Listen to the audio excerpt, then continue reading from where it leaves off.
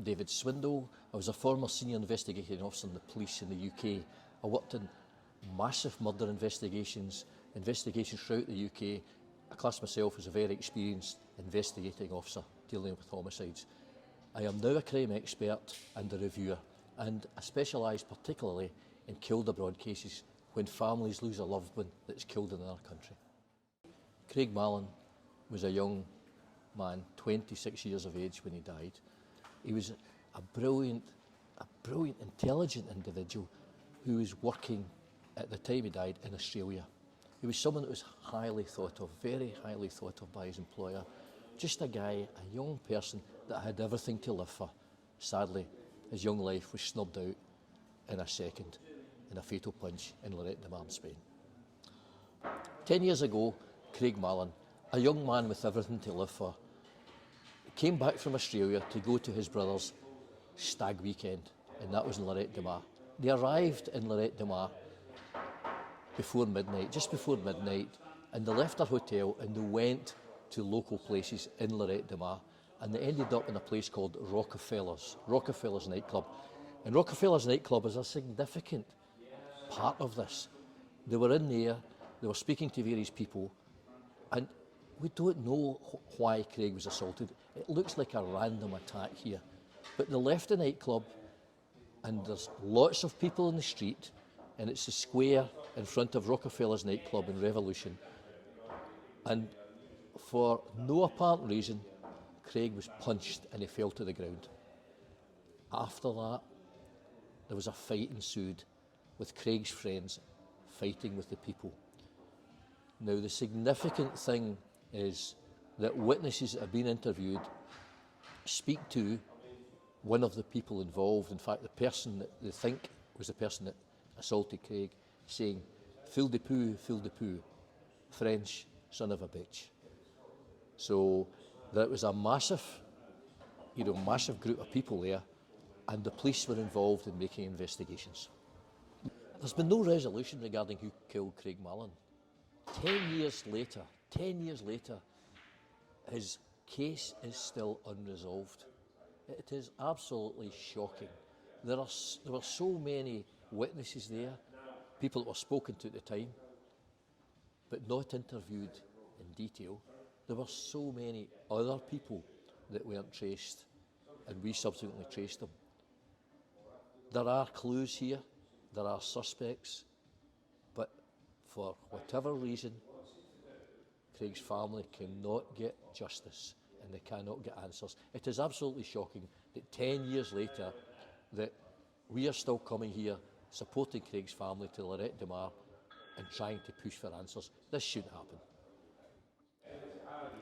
Craig's investigation, the investigations into the homicide of Craig Mallon are still ongoing. By ongoing, they tell us they're still open, but whether there's actually anything going on or not, I don't believe that for a minute. It is Craig's family and ourselves and our local team, the Victims Abroad team, that are pushing for things to be done and trying to identify things. We have, by a process of elimination, identified various key individuals, says no, they weren't involved, they were not involved, they were not involved. And you come to one thing, that there's a strong indication it was French people involved. But why is justice not been served? I live in hope that someone will be caught for killing Craig Mallon. This is a young man with a promising life that lost his life in tragic circumstances. A life has been taken. A family have lost a loved one. A mum has died during this campaign to get justice, not knowing what happened to her son. It is absolutely shocking that perhaps because of distance, that it's only when the family keep pushing that we get a little bit of response. There are answers there. French people are key individuals in this, but there's witnesses out there that have information about this. I don't believe that a town like Lloret de Mar, okay, it has transient population where people are coming and going for 2 days, 3 day holidays, short breaks of different nationalities, But I always think in a town this size, where there's businesses and there's other people that are well connected, someone must know the answer about who killed Craig Mallon. And Craig's family are going to keep going and keep going and keep going until we get the right answer. And it's not good for the reputation of Lloret de Mar to have an unresolved homicide on their books. I would always hope that when we come out here, and we haven't been here for a few years, but this is a poignant, reflective day for the family, 10 years, and I would like to think that this is a trigger point for people thinking on that. There's definitely other witnesses. There's people that haven't been traced. There's French people, groups of French people, not just the people that were on the CCTV, which has been publicised. There's other people, and my colleague Debbie from Victims Abroad has identified other people that were part of that group, and we're going to share that information with the court. Hopefully the lawyer that we have will share that with the court, but we're going to give that to the lawyer, and we're going to share information about other associates of these people. But there is one significant witness that has never been traced. At 6:26 a.m, that was 10 years ago, the Saturday the 19th of May 2012, a woman made a telephone call to the emergency services. She described an incident, a violent incident ongoing, and she spoke about a particularly tall person who is the equivalent of, I can't remember what it was metres wise, but equivalent of what we would say 6 foot, so 190 metres. The community in Lloret de Mar have been very helpful, supporting the family of Craig Mallon, and they have been very, very good with that. And you know, the family asked for a bench, a memorial bench, to be constructed in Craig's memory where he died, and they did that. The town hall and the mayor at that time, the previous mayor, they arranged for that, and they came. We had a launching of that memorial bench, and the people from the town hall came. The previous chief of police here, the police, the local chief, came along to it, and we had quite a nice ceremony. And it's on the website www.craigmallon.com, and it was a nice touch that the town are supportive, and that's very nice that the town are supporting. But we need to get answers as to who killed Craig Mallon, and that's the justice system, and that's the investigation. And you know, I have worked in other investigations in Spain that we're reviewing, and one is in Benidorm. It's a very controversial case, and there's some major issues there with the investigation and the justice system. But what I have found here with the Mossos Esquadra and Catalan is that most of the time they meet us and they discuss it, but what they're actually doing before that is different. We meet them and they say, what do you have now? And we give them information that we have gleaned, and they follow up. I would like to think that the death, a homicide, a murder, someone that has lost their life, would be a priority investigation, not a tick box and say the family are coming out with an ex-detective from the UK. I would like to think that they would be investigating that to find out who killed Craig. And there was, in the early stages, we're dealing with people from the Mossos that were keen, and I sensed there were some frustrations that perhaps they weren't allowed to travel to France to interview key people. I sensed that because we had a working relationship with the Mossos that were nearby from Girona, and they used to come to the meetings and sit with us and talk about what we had. But what happens when we're not here? And that is the thing for me. Community has been very supportive, and the family are very appreciative of that. And people that come here, tourists that come here for a holiday, they share stuff on social media, they take pictures of Craig's bench with himself at it. And I don't know where we would be without social media, to be honest with you. And to have people like yourself, Lloret Gaceta, actually helping report things. If it wasn't for the media and social media, we wouldn't even be where we are today. This case would be closed. As far as I'm aware, the case is still open because there is a commission rogatoire for 2 French people. But what's happening with this? We got that update 3 years this August that they had initiated a commission rogatoire for 2 French people. Now, a commission rogatoire is, in English, a roving commission. It is to interview in a court in another country, international processing, significant people. So, what's happening with this? We keep asking the question. We keep asking the lawyer. We ask the consulate. It's difficult for the consulate. She's very good and she tries to get the answers and she links with the court. The lawyer should be the person that's giving us that information. We haven't had updates. And we're here just now in Spain, 10 years after Craig's death, asking what's happening to the Commission Rogatoire? What's happening with the investigation? Someone tell us. And that is the problem. It's as if the passage of time disappears, they don't care. And a phrase one of my specialists in the UK, what I did was a serial killer investigation, and we tracked his life many years till he was young, and we identified people he'd killed and buried in a garden, 15 years before this, before he was arrested for something else. And the phrase that's down to me in the UK on the media is the passage of time should not be detrimental to the detection of crime. It doesn't matter how long it takes.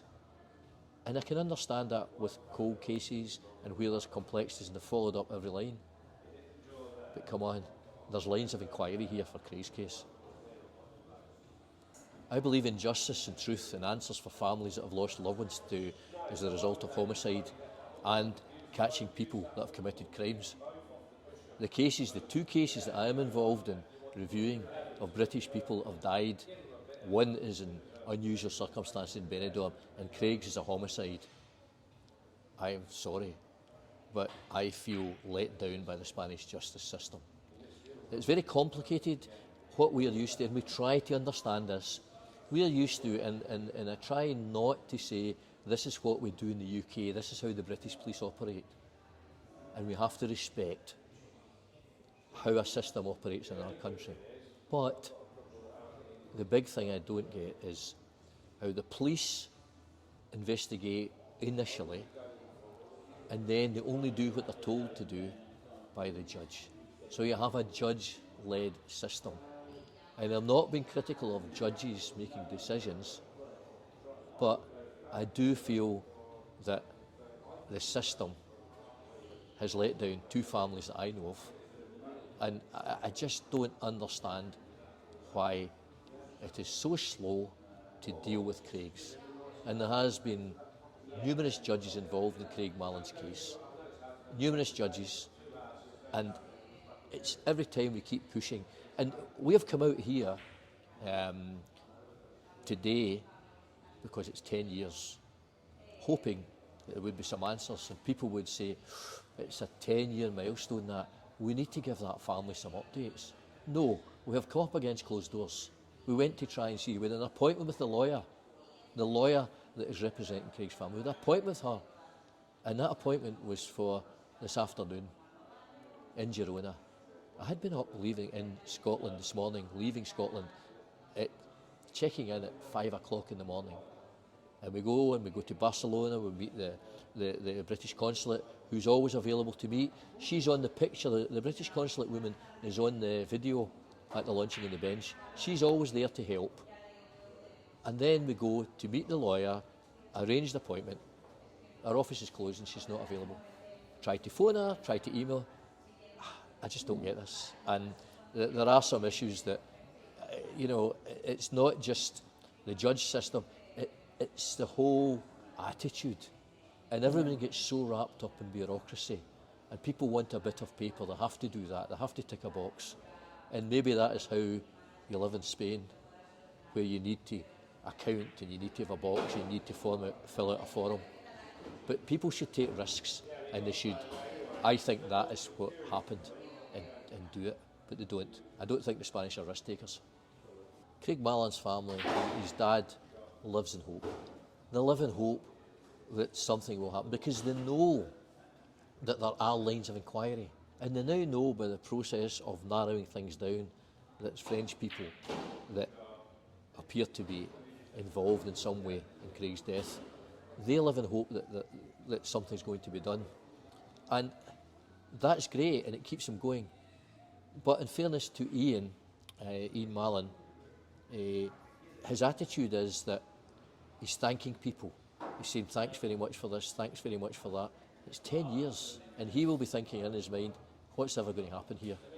And to be honest with you, what we need is major pressure now, because Craig's family and our team have been very respectful, and we haven't done anything, very respectful, and we haven't done anything that could be perceived as a hostile action by criticising actions. We have tried to help, we've tried to work with the Spanish police, the Mossos de Esquadra, and share information that we're getting. Everything that we get, we share, and that's what's going to happen with what my colleague Debbie has done regarding the package of French people, the French people we think were there. So we have, by a process, we have eliminated people and saying that's the line of inquiry. So if the Spanish police are not doing anything and the court is not doing anything, tell the family. But this is, it's a shocking situation where they can't treat the death of a young man. And they always ask, and Ian Mallon has said in the past, what would happen if that person was from Spain? What would happen then? Or if Ian Mallon lived in Spain, you know, and he was close to Spain. Is it a case of out of sight, out of mind? I don't know. But we shouldn't have to. I shouldn't be here trying to push for them. And the family shouldn't have to go through what they're doing. It's been 10 years, and we know they had updates for the Commission Rogatoire, and that was only by us continually asking for updates.